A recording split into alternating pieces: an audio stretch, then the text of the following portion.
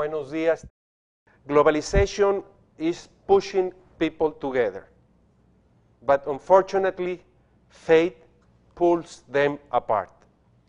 Faith is vitally important to hundreds of millions of people.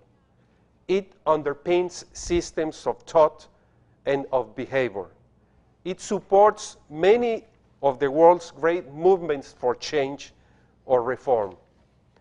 And the values of respect, justice, and compassion that our great religions share never have been more relevant or important to bring people together to build a better world. But religious faith can also be used to divide. We have seen through history, and today we still see how it can be distorted to fan the flames of hate and extremism. The Tony Blair Faith Foundation is a response to these opportunities and challenges. Good evening to Mr. Blair in Jerusalem, and good morning to everyone in the different cities in Mexico, and also we give a cordial welcome to the different sites in different countries in Latin America. We are very pleased to have this conversation with the former Prime Minister of Great Britain and Northern Ireland, Mr. Tony Blair, with our Monterrey Tech students and faculty members. We are very thankful with Mr. Blair for accepting this invitation.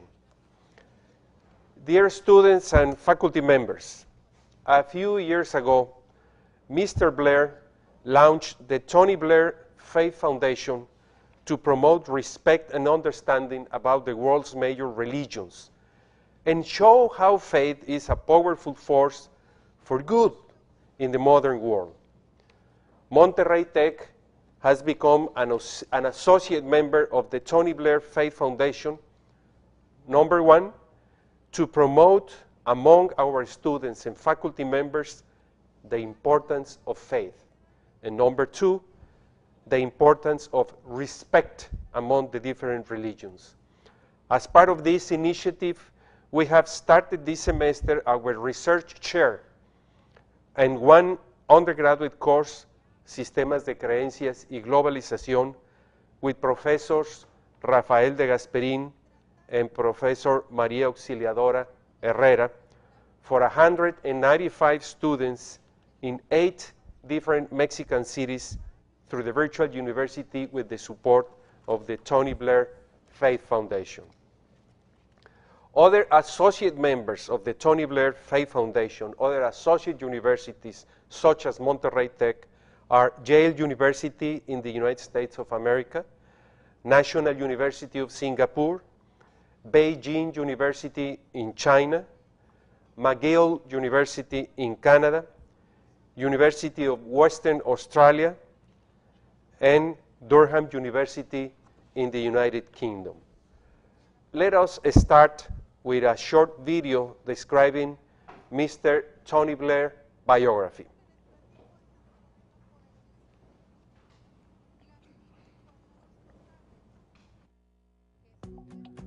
Tony Blair served as the Prime Minister of the United Kingdom from May 2, 1997 to June 27, 2007. Since living Downing Street, Tony Blair has served as the Quartet representative to the Middle East. He represents the USA, UN, Russia, and the EU, working with the Palestinians to prepare for statehood as part of the international community's effort to secure peace. The Tony Blair Faith Foundation promotes respect and understanding between the major religions and makes the case for faith as a force for good in the modern world. Faith is vitally important to hundreds of millions of people, but religious faith can also be used to divide. The Tony Blair Faith Foundation is a response to those opportunities and challenges. The Africa Governance Initiative delivers projects in Rwanda, Sierra Leone, and Liberia, advising President Kagame, President Koroma, and President Johnson Sirleaf, respectively, on policy delivery and attracting investment, with a team of his staff working full-time at the center of all three governments. as the first major head of government to bring climate change to the top of the international political agenda at the 2005 Clean Eagles G8 Summit, Tony Blair now leads the Breaking the Climate Deadlock initiative, working with world leaders to build consensus on a new comprehensive international climate policy framework. In recognition of his debt to the northeast of England, he has launched the Tony Blair Sports Foundation to increase opportunities for young people to participate in sport.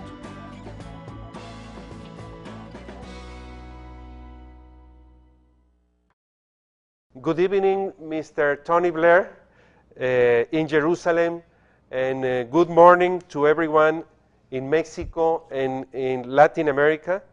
We are very pleased to have this conversation with the former Prime Minister of Great Britain and Northern Ireland, Mr. Tony Blair.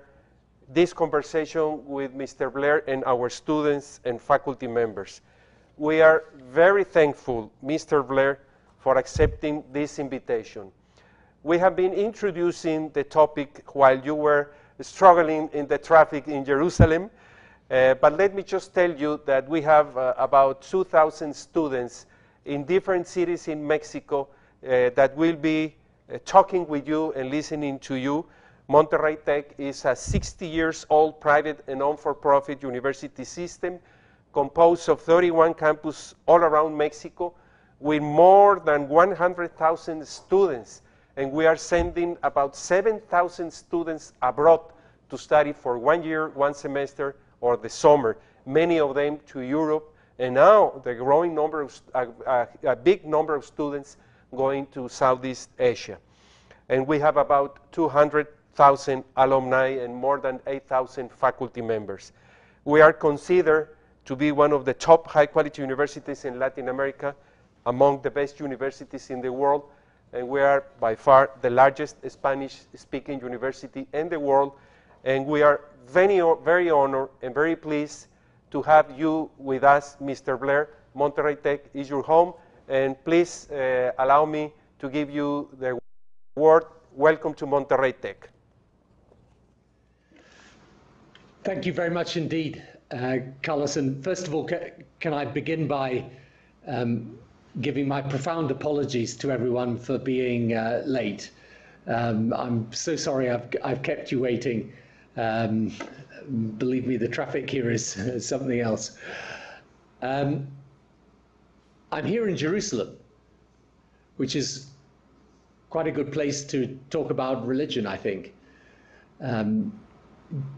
We just had the breaking of the fast for people who are on Ramadan.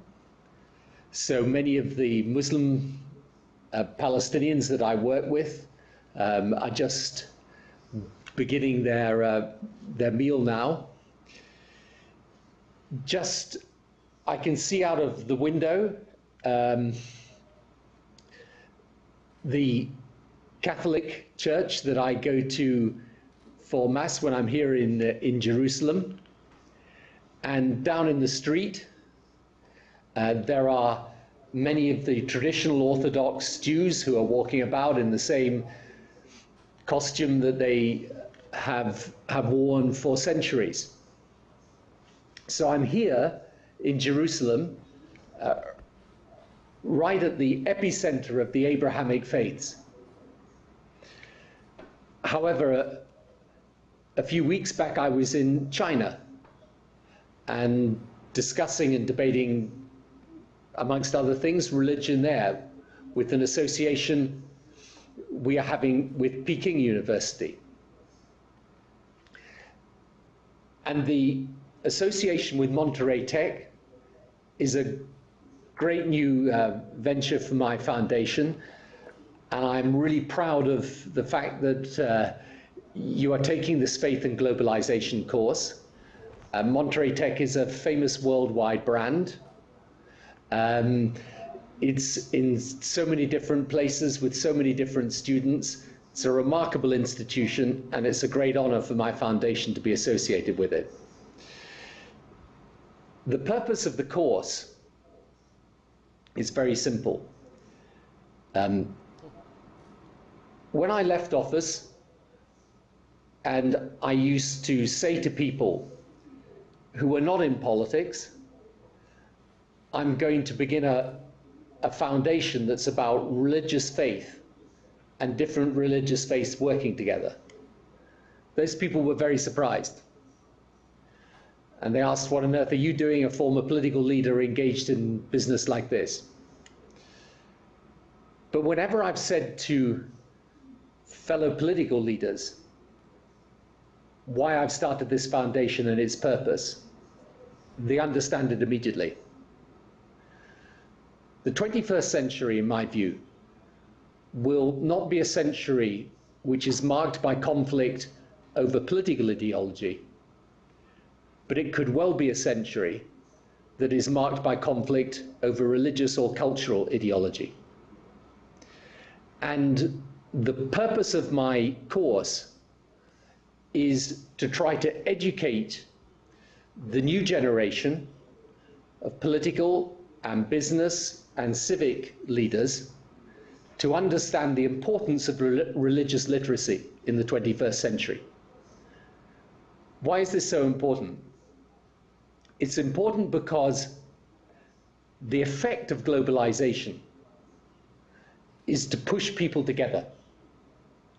In all our societies, they are changing rapidly. New influences are coming in. In London, the city I live in, there are, in my child's playground, many, many different languages, different faiths amongst his friends. The world of globalization is a world in which the spaces culturally are being shrunk. People are being pushed together. In these circumstances, we can either have an attitude that is open, tolerant, respectful of those who are different from us. We can be people who see diversity as a strength, see the fact that people are from a different religion as a source of interest and information to us, enriching our own culture.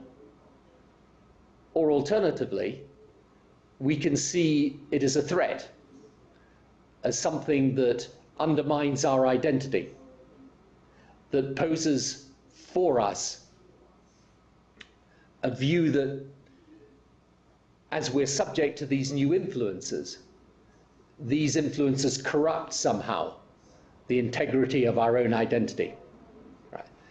So this is the choice today.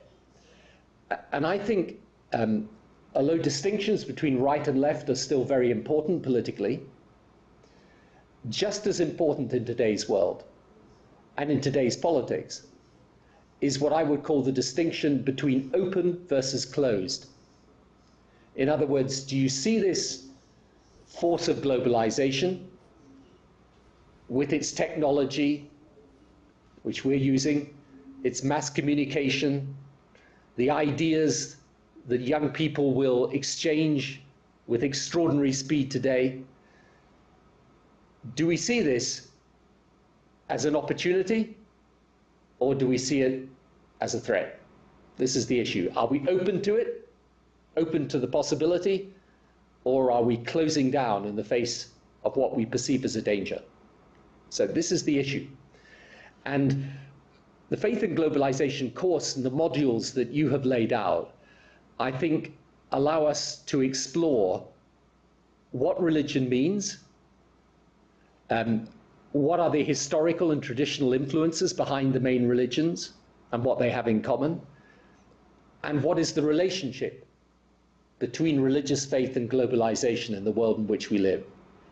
So I think this is really, it is the, one of the great topics of our time. And I think Mexico, which is a country which has had a very, let's say, troubled history in a way between church and state, but yet nonetheless is a country where many, many people will go regularly to church, and roughly, I think, 90% of the population professes itself Christian.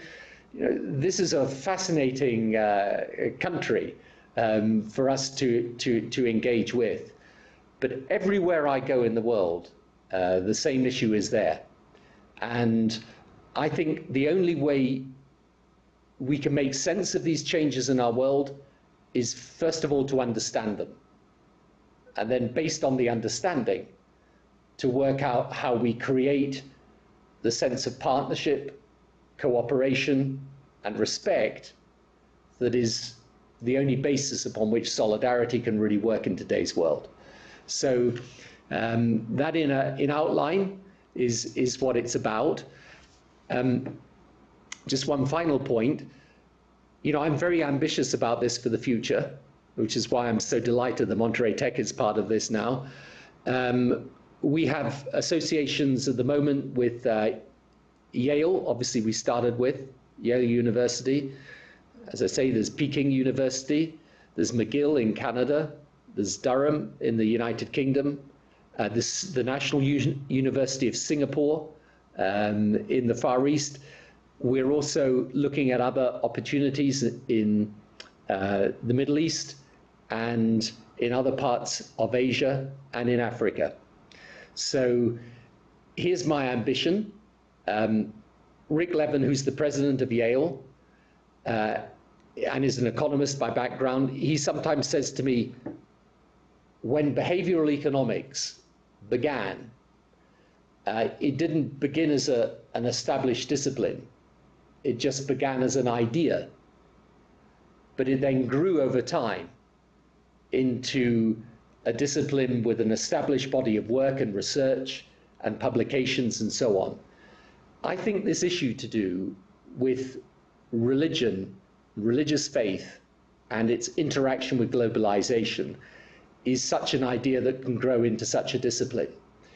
And I also believe that it's too important to be left simply to the divinity school, to the theology school.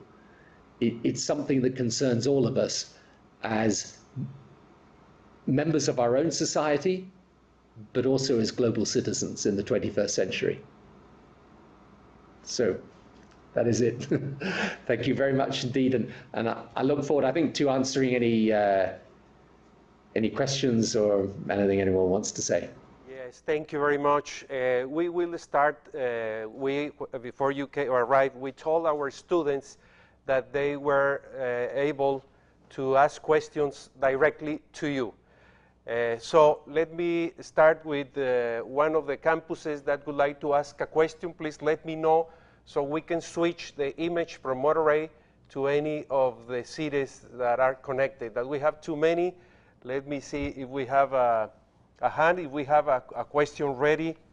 Mexico City, it seems that we have a question. They sent the question via the interaction system. I don't see the hands rising. But let me start, Mr. Blair, with one question because we are not able to connect with Mexico City. The question says like this. It's coming from one of our students. As you may already know, violence, drug, corruption, extreme poverty, and lack of education are big problems in our country, in Mexico. How can faith, awareness, and tolerance help Mexico to resolve these issues?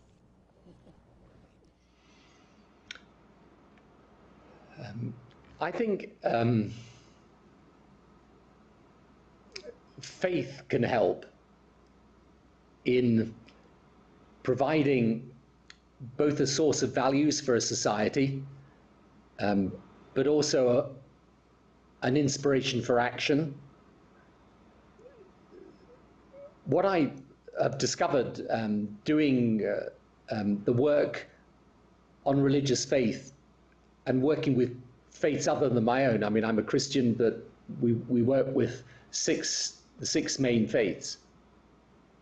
And what I found is that each of them actually have many common values and common sources of inspiration. And faith can't provide you with the precise policy prescription for drugs or violence or poverty, but faith can inspire you to insist that such policy solutions should be found, and should be found on a basis that is compassionate, that treats all human beings as equal, and that has at its heart some sense of social solidarity as well as individual achievement. So I'm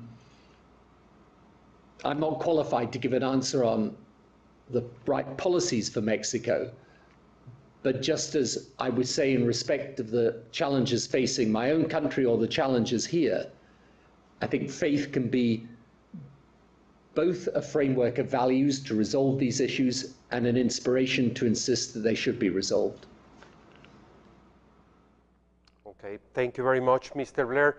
We have a question from Santa Fe campus. Let me see if we can connect with Santa Fe. If you please approach the microphone, and we would like to see that student to ask the question to Mr. Blair directly. Could we have our student from Santa Fe? Are you ready for your question? Go ahead, please.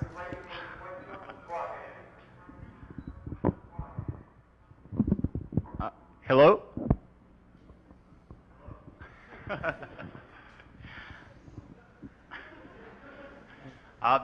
Okay, my name is Rodrigo Llanos. My major is finance management. And, well, I was wondering what the Tony Blair Foundation is doing to bring tolerance and respect into the controversy of the Ground Zero mosque that they are planning to build in New York City.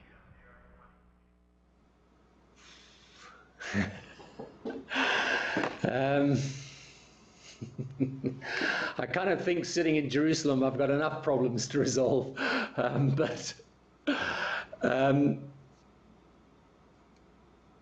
I think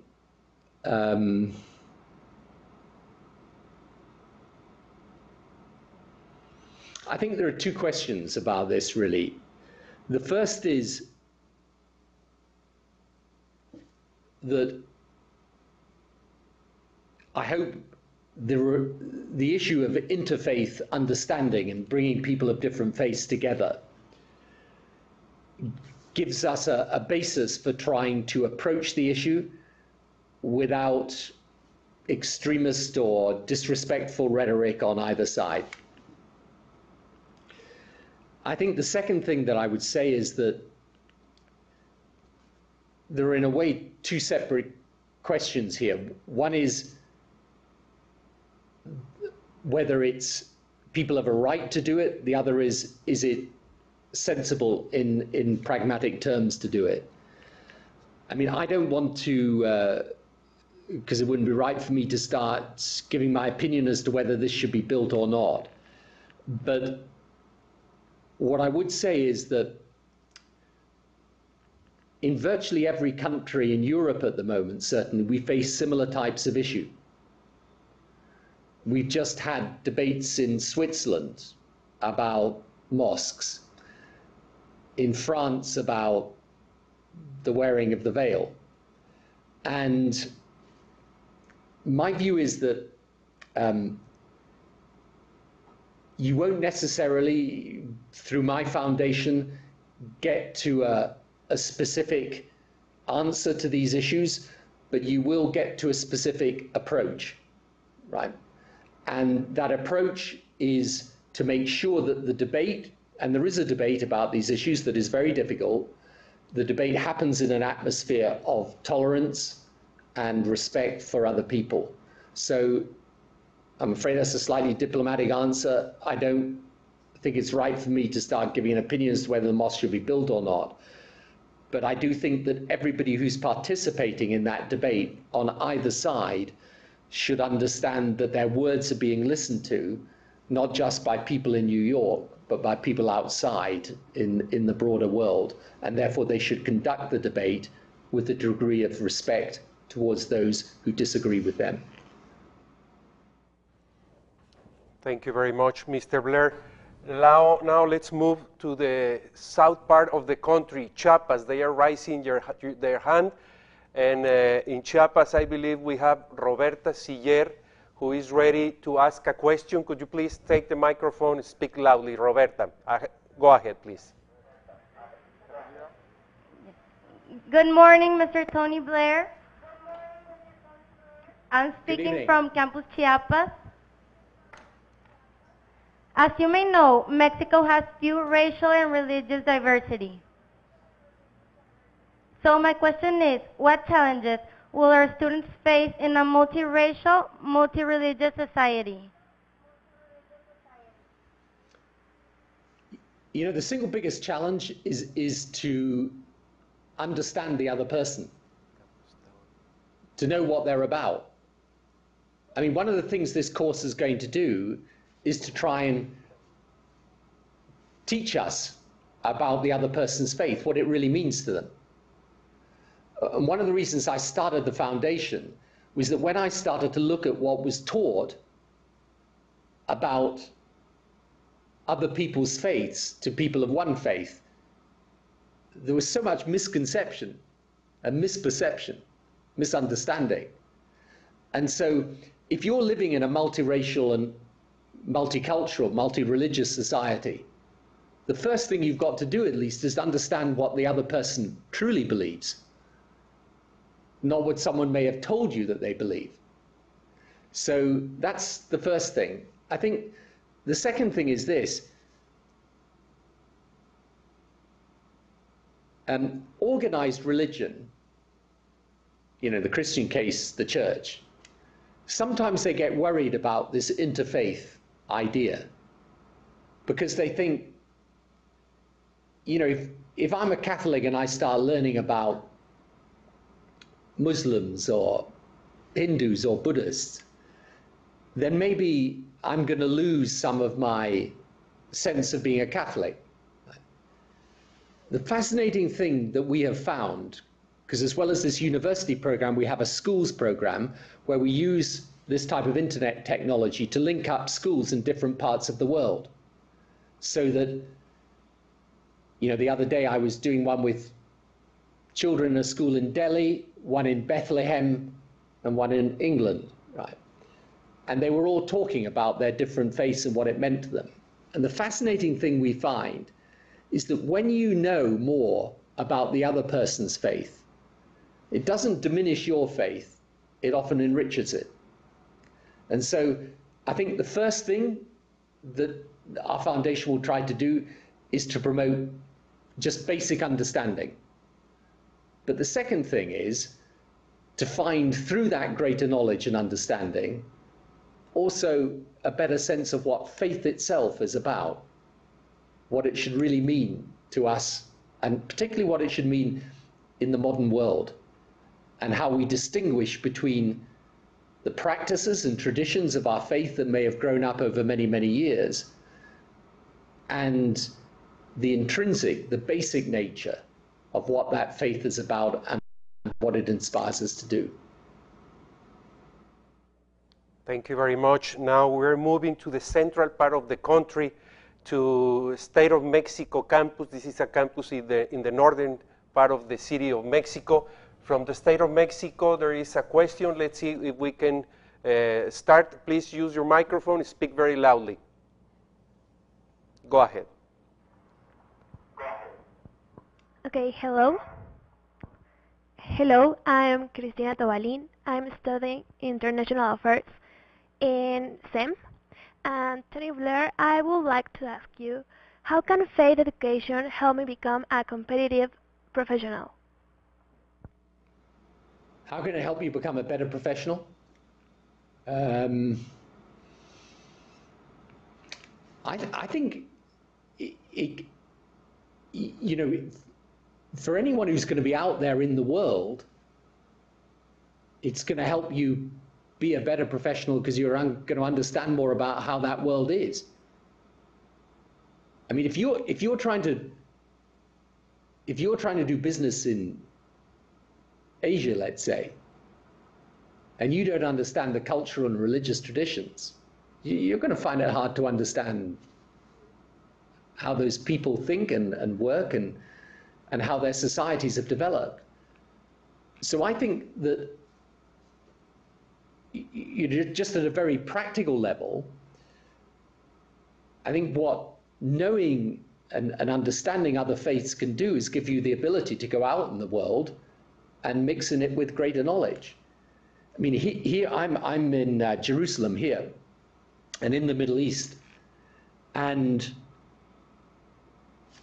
leave aside the work I do on the peace process here, but if I was doing business here, I couldn't do business properly unless I understood the faith traditions of the place I'm working in. So I think it can help in that practical way, but I also think that, you know, and maybe this is particularly relevant after the financial crisis,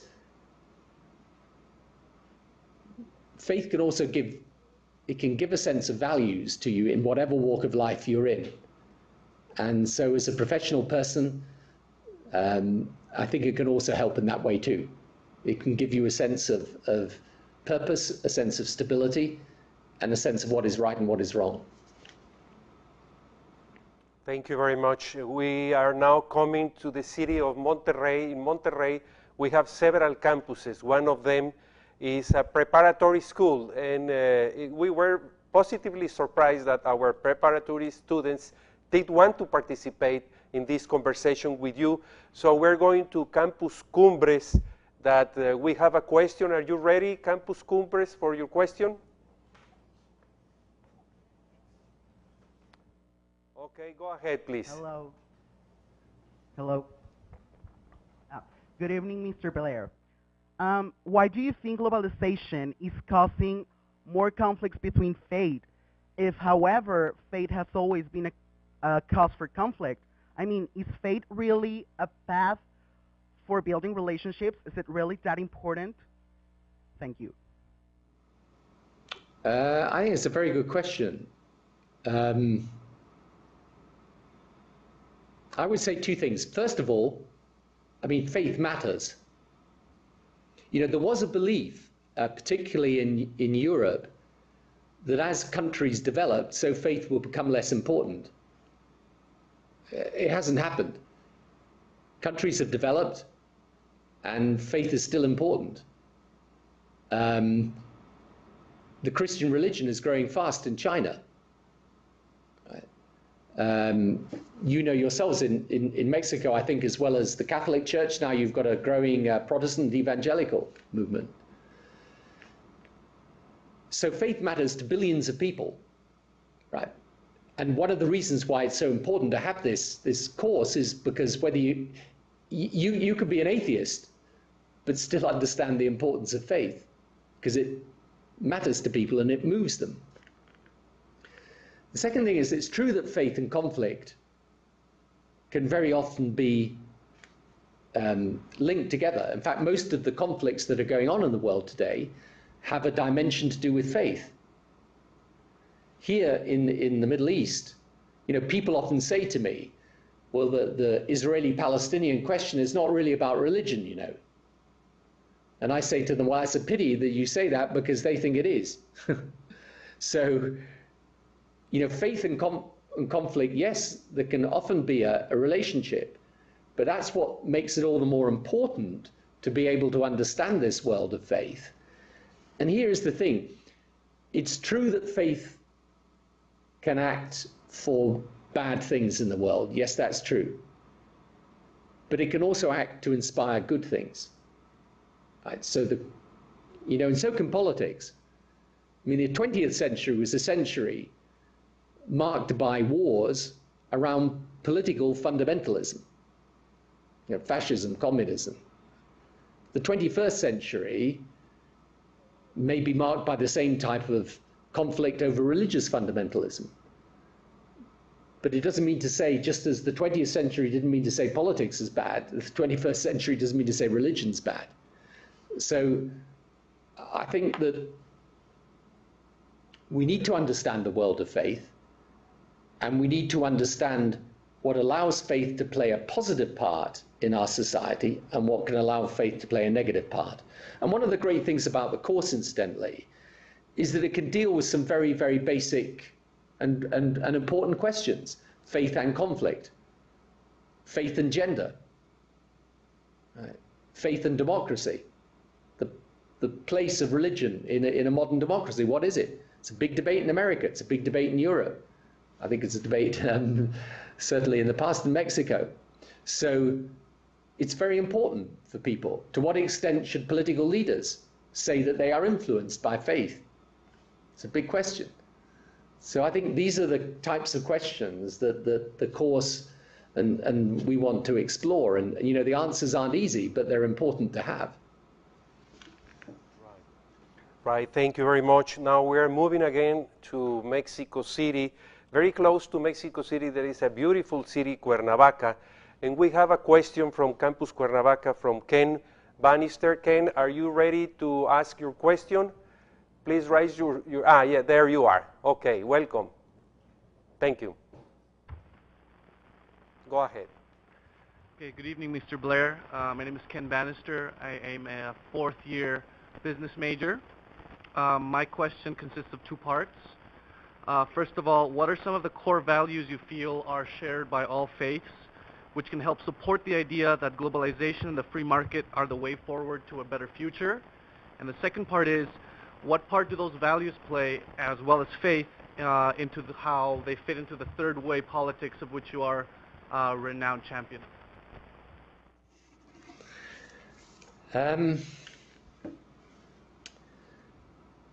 Right, Ken, in respect to the first part, I think the core values are very much to do with how we treat other people. Confucius said that you should do to others as you would have them do unto you, which is very similar to what you will find in the Quran, in Hinduism, in Sikhism, Buddhism, or of course Christianity, and Judaism. When the famous Jewish rabbi, not far from here, many, many centuries ago,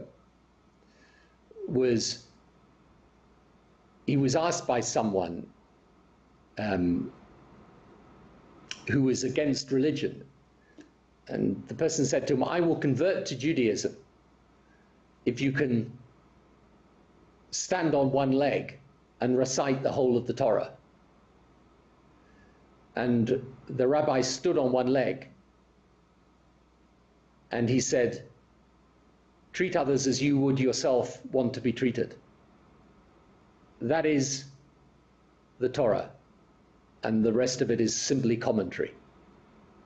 And you know, so these core values are actually very critical. And one of the things that I think your course, one of the modules in your course will explore is what are those philosophical concepts around religion that are very similar. And there's a very good book by someone called Karen Armstrong called The Great Transformation, which describes the development of different religions in different parts of the world and how they come through this development where they finally come to a concept of justice and humanity that is actually very similar in different religions. The second question about how it relates to the sort of third way is that I think faith at its best, if it represents what I call the open side of of society, and therefore of politics, faith that is open to others, that concept of faith is actually economically important as well. It means that we view the world in which we live as a world that doesn't stop at our own boundaries in terms of what we want for people. It's a world that says, actually, I want to open up to other countries in terms of trade, in terms of business, in terms of international engagement. And when that happens, that allows you then, what I would certainly say is the third way progressive side of politics, to operate effectively, because you are combining the notion of well-functioning market economies, successful business, personal ambition, with the idea of compassion for others less fortunate than yourselves, with social solidarity, and with the belief, an essential belief in justice. So, you know, for me, both the idea of faith and the concept of the Faith Foundation very much grew out of my politics as well as my religion.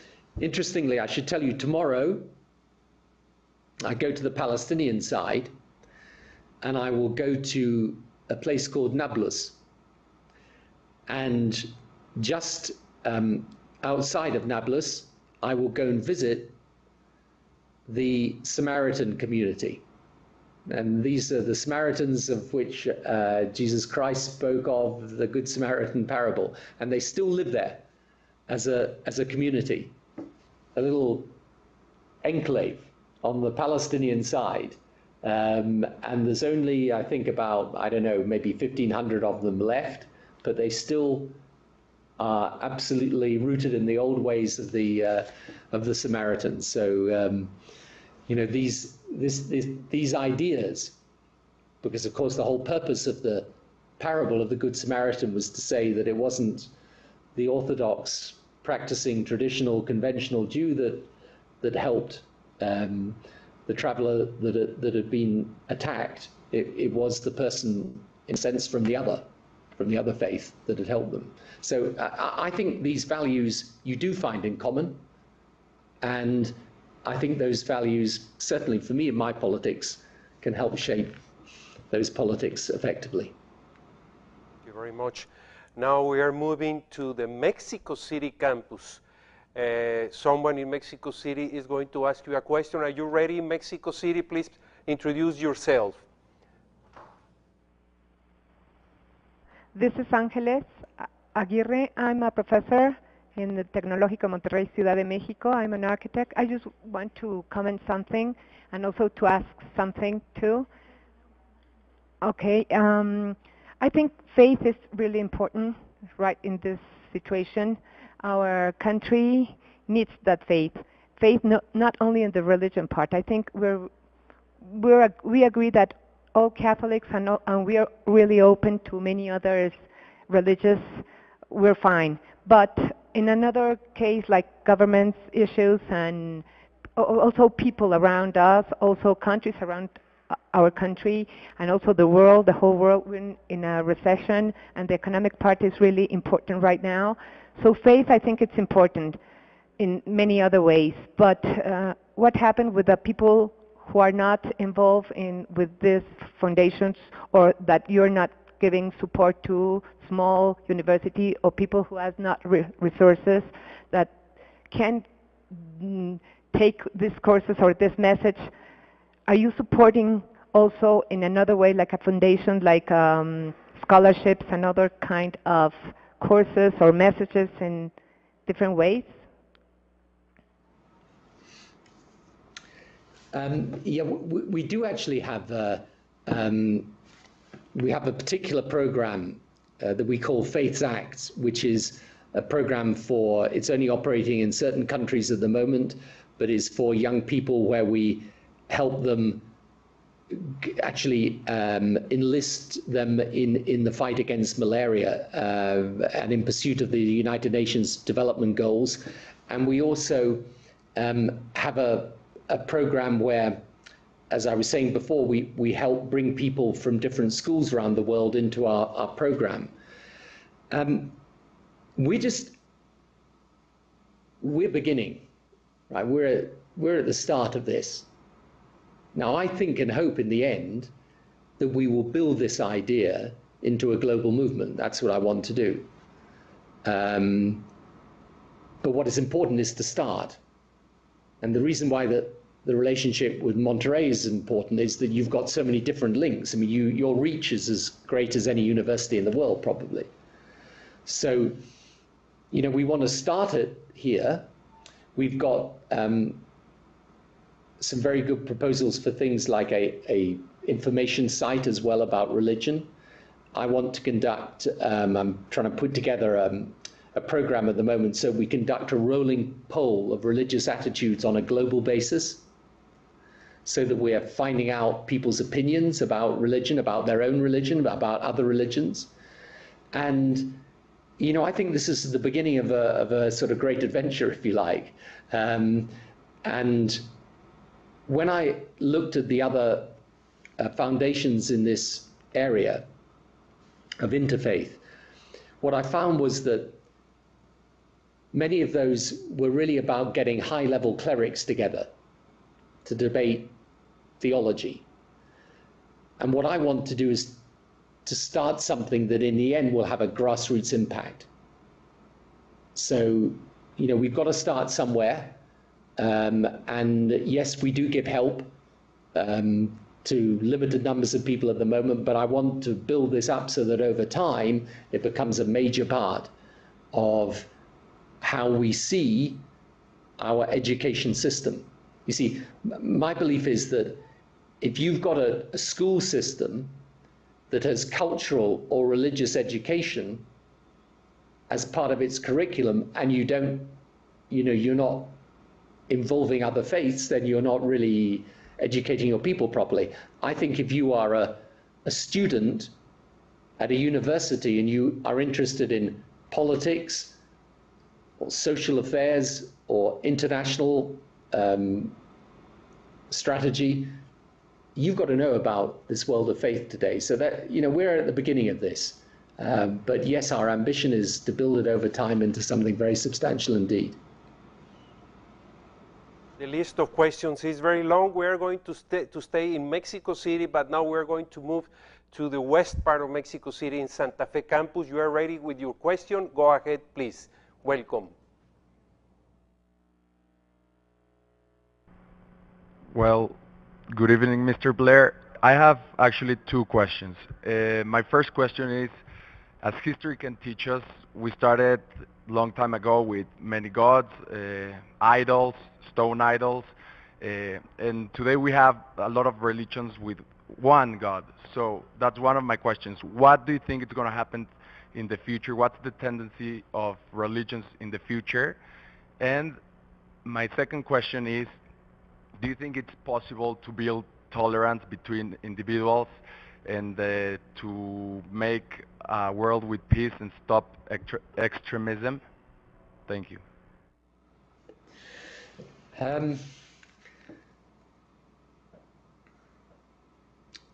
Those are very good questions. I think in respect of where religion now goes, I mean,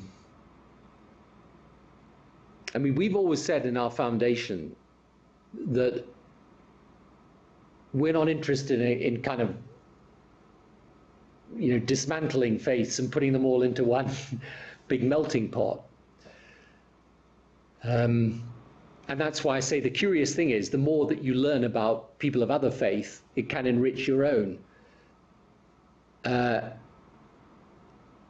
On the other hand, I think, as you rightly say, there is an evolution of faith.